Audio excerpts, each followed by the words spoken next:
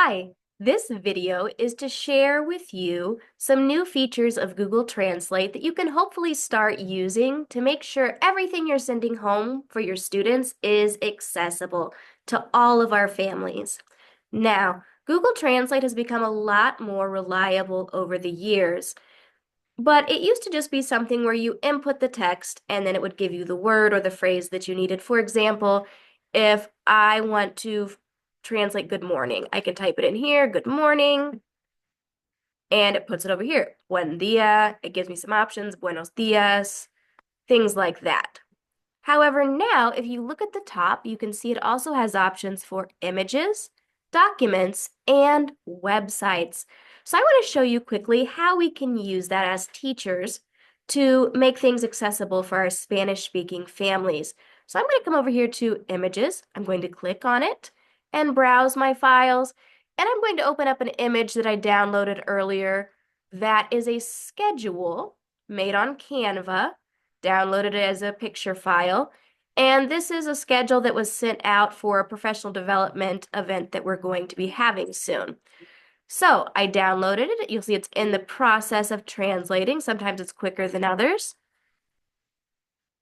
But in just a few minutes or a few moments, we will have, here it is, the translated copy of that schedule.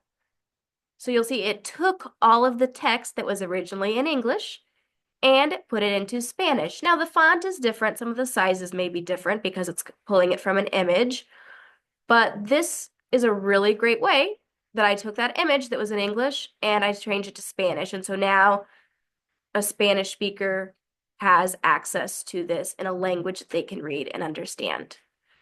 And then I can download that translation here and share it with whoever needed it. So now let's try it with a document. Once again, I'm going to click on Documents, Browse Files, and I am going to open this parent chaperone letter that was for a trip that we took in first grade, and I'm going to translate it. You'll see it did pretty quickly. I'm going to open the translation so I can double check it. And here it is. All of that information that was in English on that PDF is now in Spanish. And it does have here a note that says machine translated by Google, just so that is made known. Now, I can also come over here and download the translation and use that document. Now, here's the one caveat with using this tool.